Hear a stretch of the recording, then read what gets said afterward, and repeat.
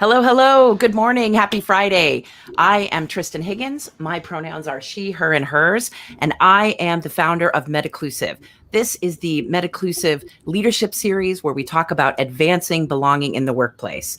I am the founder of Metaclusive LLC. I've been an attorney for 24 years, doing high-tech, entertainment, and corporate law, and I recently decided that I wanted to focus full-time on diversity and inclusion. I do that by helping organizations, both corporations and nonprofits, to advance belonging in their workplace. I find that when you focus on belonging, you really can involve everyone in the conversation, and I think that is a very powerful way to do that.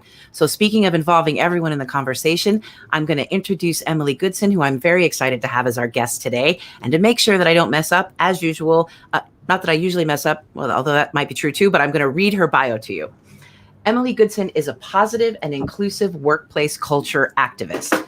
Through Culture Smart, she partners with organizations through training, speaking, and advising engagements. Prior to founding Culture Smart, Emily built and led the talent and people function for various high-growth companies. She has also worked in campus recruiting for Deloitte Consulting and has achieved multiple coaching certifications. Emily is an advocate for individuals with disabilities. After experiencing a debilitating childhood brain injury, Emily was paralyzed on the left side of her body. Emily recovered from her injury, relearning to walk with two legs of different lengths and becoming fully functional with the use of one arm and hand. Emily was recognized as a rising star female business owner by the San Diego chapter of the National Association of Women Business Owners in 2020. Her thought leadership has also recently been featured by American Express, Lattice, Monster.com, and others. Welcome, Emily. Let me get you here. Hello. Hi. How are you? I'm good. I'm so glad to have you here with me today. It really is an honor. Before we get into anything, what have we missed? Tell us about yourself. What's not captured in that fancy, cool bio? Which you're so impressive, Tristan. This whole setup, it's so great. Kudos to you. Should we tell everybody that we just did this once when I forgot to hit record and that's why we're 3 minutes late? Or, oh no, we shouldn't tell anybody that? I wasn't going to tell anyone, but now it's out there. Behind the scenes of Metaclusive. That's right. That's right. It's all good. It's all about psychological safety, making people feel safe. Don't you love how just tied in a little HR blog? That was beautiful. Well, so tell us about you and Culture Smart. Give us that. I mean, it's always lovely to talk to founders. So tell us about it. You and Culture Smart. Yeah, no, I'm so glad to be here. And, I've had quite an amazing professional journey, as Tristan said, sort of grew my career in high growth companies, doing talent and people. Before that, I was a teacher and a career counselor. And so my mission has always been to help others unleash their full potential and their authentic lives. And I think that's something that I was really able to do when I started my business, which was about 1.5 years ago. So I had been living on the East Coast my entire life and really hit this moment where I felt like I wasn't living up to the full authenticity I could be and wanted to have a bigger impact on workplaces by consulting across several different ones. I also wanted to do more thought leadership. So I up and moved to California and started Culture Smart. And through Culture Smart, we advise early stage startups is really my focus. And so this is, startups typically in the Series A or Series B stage, typically 30 to 70 employees. And I really love startups. I mean, that obviously that's been my background, but I also think startups have such tremendous potential for disruption and innovation, which I like. I also find that a lot of startups don't. Hello, Catherine. We got a little. Hi, Catherine. Hi, Catherine. Sorry to throw you off. It's so exciting to have a comment. I know. This is great. It's the whole Nabo gang. I love it. But I was saying, I think, startups typically don't hire strategic workplace culture people until they're much larger, have a little more revenue. And I think that's a gap. I think, we have seen some of these startup giants that now exist in the world have had workplace culture challenges, and I want to help prevent that. I want to help get in there early through consulting, which typically is more affordable than having somebody full-time year-round. So that's sort of why I started Culture Smart. And so now I do a lot of advising, which is great, and then some speaking about belonging and my experiences as a person with a disability, and sort of what does that mean for others. And before we get into talking about your experience with a disability, because I definitely want to talk about that because you have some amazing thought leadership, I just want to focus a little bit on the startups. So I did a little bit of research recently because I had some startups come out to talk to me about these things, and I think that it's really amazing to think about building a culture rather than changing a culture. Do you have thoughts about that? Yeah, I do. I think you're spot on, Tristan. And also, just let me say, I'm loving the shout outs here. Kimball, so nice to see you too. Love all these people, all these great friends. Tristan, you're spot on. I actually wrote an article with some good friends at a consulting firm out of New York, Integral. They're great. Look them up, and we can link out the article after this. But the whole premise of the article is about great cultures are built from the get-go. And, one of the analogies we talked about in this article was your culture is going to happen regardless. New people are going to come in. Your culture is going to change. People are going to leave. Culture is going to change. And you have to be intentional about it. And the analogy that we compared it to is like a baby snap pea plant and training it to grow up a trellis versus letting it go wild, right?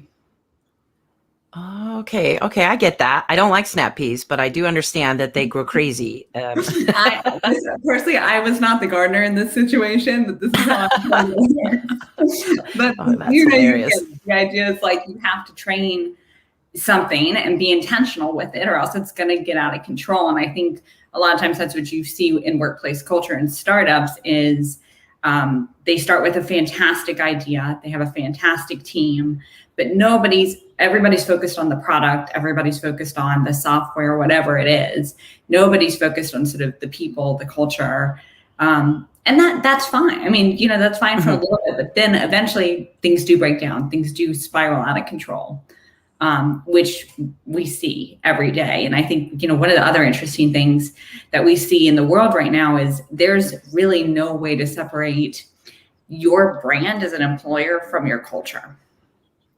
I think there's so much transparency in the world right now due to social media about employer brands. Like companies really need to be intentional about this. I think from a brand perspective, but also just to be successful. I really think that coming out of the pandemic, people more and more are looking for workplaces where they know they belong. They know they are on a mission. They know they're included. They know their work is personally fulfilling to them.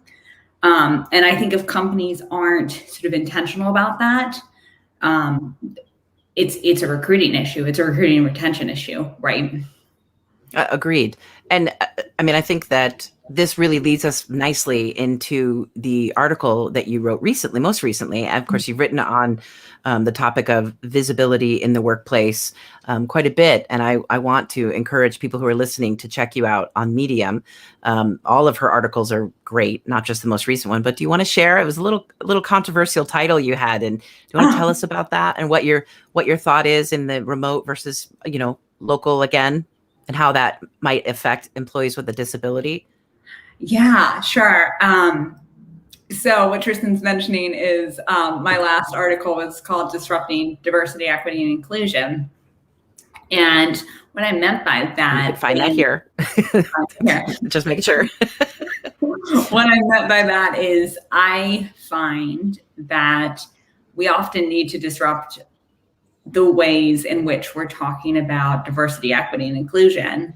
And I think, Tristan, sort of your idea of Metaclusive, almost hits on some of this too. But I was coming at it specifically from, I think people with disabilities, to be quite frank, are forgotten. And like that hurts my heart to even say that. But I think in this sort of, when we talk about inclusion, when we talk about diversity, there's so many great aspects to diversity. But I think a lot of times we forget the experience that people with disabilities may have. And even, to take that a step further, Tristan, I know one of the things that we've talked about is this idea of visible and invisible disabilities, and how the majority of people with invisible disabilities aren't going to say anything, and they don't want to own that. And so for me, it's been an interesting year because I have a physical disability. It's very evident when you see me in person. It's not evident right now. It's not evident over a Zoom camera. And I think one of the gifts that 2020 gave me is I realized all of a sudden that Zoom made the biggest piece of my identity invisible. And I think that was a very sort of eye-opening moment of, holy crap, this is, excuse my language, but this is what some people do. This is what some people deal with every day. And that was a huge moment for me. And I discovered it because I was working with one of my clients on how to make their recruiting process more diverse. And, I think a lot of times when we talk about making recruiting processes more diverse and getting more diverse candidates, we just focus on the superficial, which is important, but there are a lot of things that you can't see on a Zoom camera. And so, I think when I was talking about disrupting sort of how we think about DE&I, I think that's one of the ways in which, in my opinion, we need to disrupt it, is remembering that not all diversity can be seen with the eye. Yeah. Right. So what I talk about with people frequently is that race and gender are the most common ones people think about, right? And those are great places to start, but diversity really goes much deeper than that, whether it be disability, whether it be religion, right? Whether it be sexual orientation, gender identity. So it's interesting. You and I have talked about this before because I have a disability, and we can't get into the place of ranking because if I did, I'd be like, mine is super minor, right? But I have a disability that I struggle with which is pain, right? I have chronic pain because of joint injuries to my legs that happened many years ago, not when I was a child, but might as well have been at 21. And nobody can ever see that, which is great and also not great, right? I love the fact, I'm so happy that I don't need the use of a wheelchair in order to get around. I wouldn't prefer that. I may need to at some point in my life, but what it shows up for me is that people don't know I might need help. Right. And I have to, it's kind of like when you can pass as a straight person and you have to constantly come out. And I don't want to come out as disabled because of the shame and the guilt that I think exists around it, at least for me. Do you have thoughts on that? How does that kind of show up, and, what can people do about it?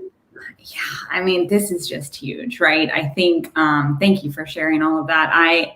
The shame piece is huge. And, I think for 27 plus years, I was very much living in a place of shame. I didn't want to ask for help as somebody with an obvious disability, didn't want to ask for help because I wanted to do everything myself and be independent. And that certainly served me in a lot of ways. Let's not, diminish that. The fact that I taught myself to type with one hand versus using a keyboard, a different kind of keyboard. There are a lot of things that I think my sort of stubbornness and not asking for help has given me. But I think it also builds walls and internally. And I think, Tristan, you make a beautiful point about, there's no ranking here, because we all, even if you don't have a disability, we all have our own struggles. You may have lost someone at a young age. You may have had a miscarriage. You may, we all have our own sort of issues like this that shame is associated with. And I think that's why the work that we do is so important for a couple of reasons. I think I do a lot of work around emotional intelligence in the workplace. And to me, that's important because that's how you start. And for me, honestly, that's how I started to own my own emotions and recognize my own emotions. Because I think that was sort of the building block of confronting the shame, is actually naming the shame. And I think about A lot of adults, Brene Brown has done research on this, like cannot name sort of the emotions they're dealing with. And so, I think that work's important. I think, the other thing here, Tristan, that we've talked about that I think is really important to the work that you and I are doing, aside from workplace culture, is just from a pure representation standpoint.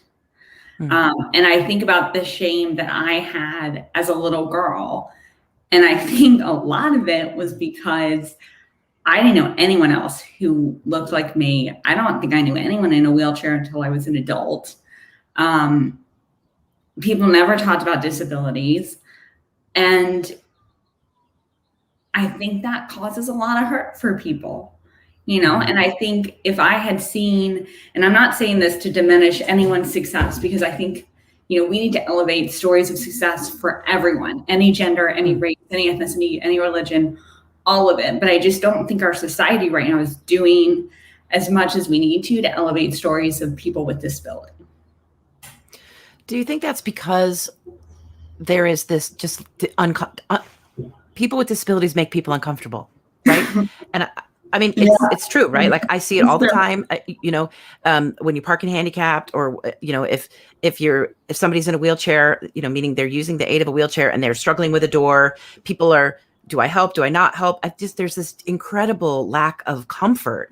And when the numbers are so high, I flashed up a few minutes ago, 1 in 4 adults, and some other statistics say 1 in 5 people, including children, have a disability in the United States. How do we get through that? I mean, how do we make it okay? I constantly mention disability in my diversity work. I constantly am helping the organizations that I work with to include disability. It needs to be included. And frequently we have people who have the intersectionality, right? They have more than one thing, and disability is adding to their richness of their experience in the negative. How do we help people to have these conversations and to have it not be invisible, just even in conversation? I mean, if you can answer that, we're done, right? But I just mean, like, what do you have thoughts on that? Like, where do we, how do we help?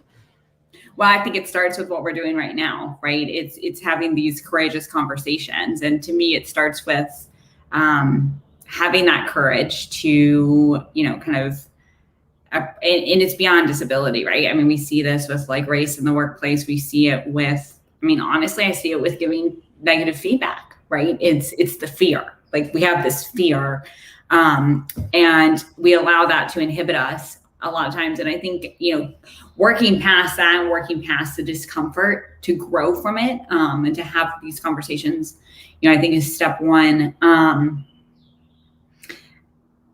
Yeah, it's tough. It is really tough, because I think you're right. I think, as much as I'm uncomfortable with talking about my disability, I think other people are more uncomfortable to ask about it.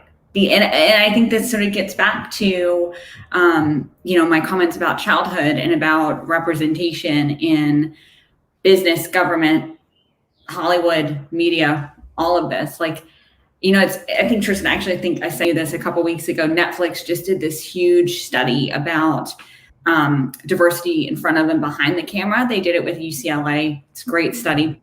And they found that people with disabilities and LGBTQ individuals were the most underrepresented in front of and behind the camera. And so it gets back to this idea of, if so many people have disability, why are we this underrepresented? And if we're this underrepresented, of course, people aren't going to know how to talk about it or interact, with it. It's an education thing at the end of the day. Yeah, I totally agree. I mean, I think that sometimes we're our own worst enemies, right? Whatever group we might be in. Not to say that we have the power to just make the majority, recognize and equalize, but I do think that by being willing to share, for me, I came out as a lesbian very, very young, right? 18. For someone my age, that was quite young. Now we've got kids coming out much younger, and I kept coming out until I then got comfortable with my identity, right? My gender identity, which is non-conforming. And now I don't have to come out anymore, right? And I would imagine that's true for somebody who is using the aid of any sort of visible aid. They don't have to come out as having a disability. But I think one of the things that's helpful is if we ask for help when we need it, right? Like I think so many people who are trying to be normalized in the workplace, whatever that looks like, they don't ask for help until they are in trouble. And then there's this question of whether you are, pulling the disability, you can't see my quotes, pulling the disability card. So I think it's too late then, right? Like you need to ask for help earlier. I might need more time off. I might need to take a longer break. I might, I need a different chair. I need a special keyboard. Do you help companies with that when you're doing the Culture Smart, or is it, more focused on the broad, creation of that environment? The work, so I honestly, I do both sides. I would say through Culture Smart, I'm more focused on sort of the systemic kind of structural side to a company, which I think is part of that coin too, right? In order for someone to ask for help, they have to feel safe. And, that's a whole nother deep dive into like, what do companies need to do to make people feel safe? And it's grounded in belonging. You have to feel like you belong. Right. But psychological safety. Psychological safety. We're right back to the beginning. That's right. Well done. We didn't plan this. Aside from Culture Smart, I feel like I do a lot of kind of pro bono coaching, with women in particular around like asking for help, being candid, sharing their feedback. Because it's scary. I mean, you hit on that sort of intersectionality thing. And it's, I think particularly for women with disabilities, like that's an intersection right there in itself. And I think, that's a unique experience. And I, as a woman, as a female sort of founder, as someone who started a company, I like to be self-sufficient. I don't like to ask for help. I want to think I know how to get things done. And then you layer in the disability on top of that. And it's like, oh, I don't want people to think I'm disabled. I don't want people to think they need to do everything for me. It's a very interesting intersection. And I think it's complex. I think it's, I think we have to start by sort of asking for help and being vulnerable, but that is a very hard thing to get to sometimes. Mm-hmm. Do you have any suggestions for how companies, maybe this is a freebie, how they can, should they advertise that they have a reasonable accommodation request or, process, or how can a company, if there's a company owner listening to us right now, how can they make it so that if someone has an invisible disability, they can feel comfortable to come and have that conversation? Yeah, and I think this is a particularly relevant thing with returning to offices, right? And that a lot of us have not been working out of physical offices. And in this latest article, I actually talked about how it is very likely you could have hired somebody with a disability and just, you don't know it because they've been at home, they've been behind a Zoom camera. And so I actually think this is something every company needs to address right now, is particularly the ones that are coming back into physical workplaces this fall or later this summer. How are you going to ask this? Because I can guarantee and I read about this in the article, but I think about the shame I carried around when people would meet me for the first time in person. So in the article, I talked about online dating and how, every single date I went on, every single one, no matter how confident I was, if we had met online, in the back of my mind, it's like, are they going to think differently of me because of how I walk? Like, how is this going to work out? I guarantee you that if I were going into a workplace right now, I would feel the same way. And so I think I think it's twofold, right? I think we need to, somehow, whether it's like sort of, I don't think it's a survey necessarily, but I think it's probably advertising a point of contact, leaders saying, we are aware that we have a diverse workforce. We want to be accommodating to this and to any needs as people come back. Please talk to so-and-so, and I think leaders can start there, just calling it out and sort of recognizing that this may exist, I think is important.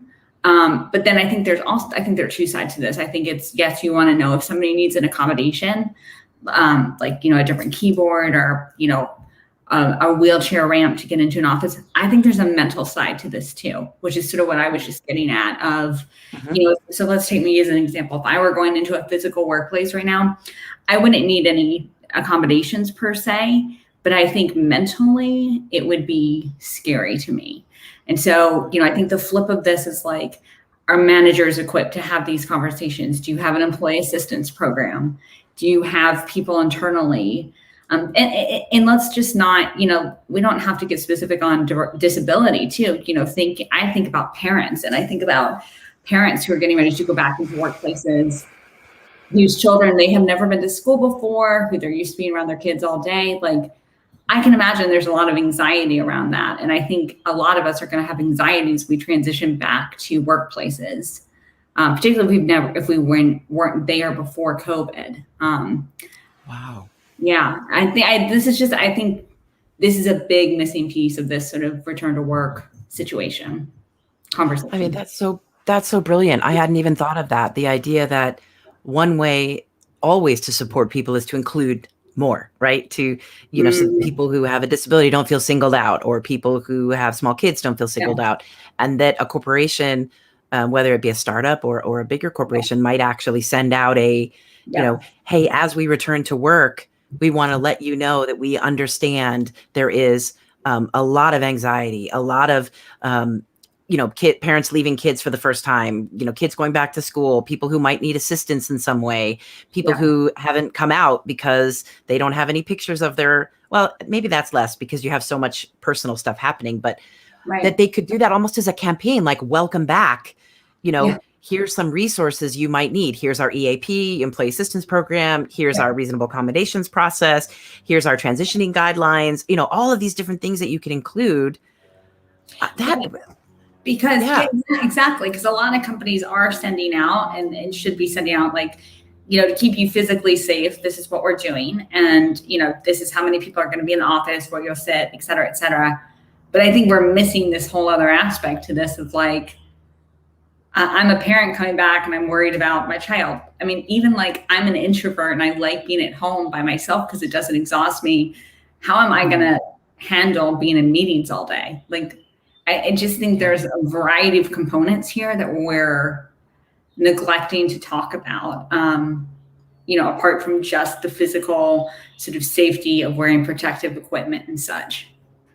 Yeah, I mean, 100% emotional safety, right? And psychological safety. For example, I am working from home in a house with 3 cats and a dog.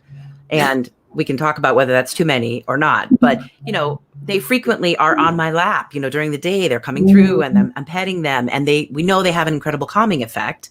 Yeah. And so maybe this is a time for companies to think, maybe you could bring your pets in one day a week. Or maybe we want to allow, like my kids have, they're kind of ramped back to school, right? There was 1 day a week, then there was 2 days a week. Now it's 4 days a week. I mean, maybe it's not just, okay, everybody back in the office tomorrow, or you have to stay home, right? Like, it would be nice if we start thinking about that from an emotional.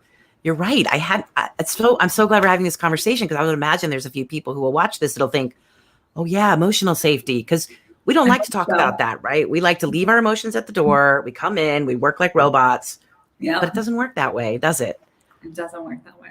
It does not work that way. You can try to make it work that way and you're going to crash and burn. Right. Which is, I think, a very kind of old school model, right? That, when a workplace was dominated largely by men who've left their families at home, that may have worked. Now we could really talk about how it wasn't really working for those guys. They just didn't maybe realize it. And they had higher instances of heart attacks and more stress injuries and lower life expectancies. But we're in a different situation now. And so I think, I want to ask you, we're about out of time as far as our allotted. What do companies do if they want to address this? Can they reach out to you? Can they say, hey, Emily, I got a startup. Can you, like, how would that look if they were to reach out? Talk to the potentials who are out here with you right now. Yeah, always happy to help. So reach out to me, Emily@workculturesmart.com. Happy to talk to you. Sorry, I don't have that one. That's okay.